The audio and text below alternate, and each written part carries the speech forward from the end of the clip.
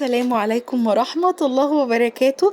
أنا النهاردة بقى راجعة لكم كده بحاجة كده جميلة وتحفة نقضي بيها كده أجازتنا وإحنا مبسوطين، نطلع كل غلنا فيها. حاجة كده جميلة وسهلة.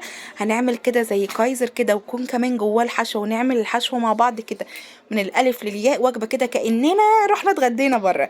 عندي كوبايتين دقيق، أحط عليهم شوية ملح، أحط عليهم معلقة كبيرة سكر، أحط عليهم معلقة كبيرة خميرة ومعلقة كبيرة لبن، عليها بقى كوبايه لبن، وافضل اقلب فيها كويس جدا. معلقتين سمنه كبار، لما العجينه تلم اضربها تاني كده كويس لحد ما تتلم معايا عجينه. بعد كده بقى احط في طبق شويه زيت، واقوم سايباها تخمر بقى براحتها. في الاثناء دي نعمل الحشوه، شويه بصل كده مع شويه زيت، احط عليهم حبه سكر كده صغيرين بيخلوا البصل كده ريحته وطعمه في حته تانية خالص.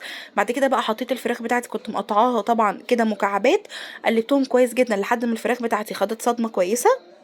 بعد كده بقى كان عندي شويه فلفل كده الوان وفلفل اخضر، الاتنين حطيتهم عليها الاتنين كده، وبدات ان انا اقلب فيهم.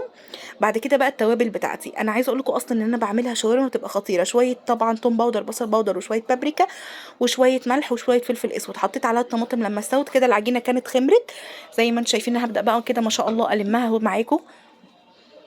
ابدا ان انا بقى اطلعها على دقيق، وطبعا الاول كده افضل اقلبها كويس جدا.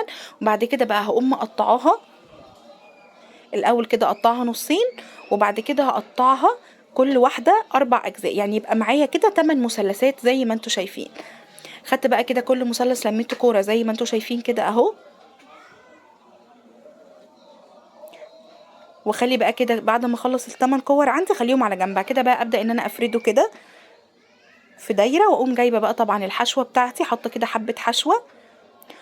وطبعا عندك بقى شويه جبنه موتزاريلا، عايزه تحطي اي حشوه ينفع ان انت تحطيها، ونقفلها عادي كده دايره، واقوم ضغط عليها كويس جدا وبس كده زي ما انتوا شايفين بالطريقه دي كده. بعد كده بقى تحطيها طبعا عندك كلها كده مع بعضها في القالب بتاعك او الصاج.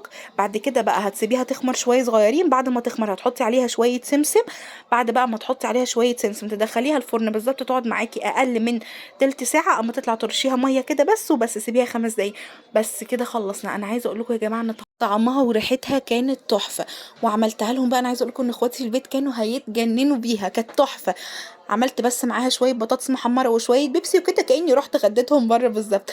خطيره وتحفه، وبصوا من جوه عامله ازاي، والحشوه اصلا ينفع نعملها في اي وقت مع اي حاجه.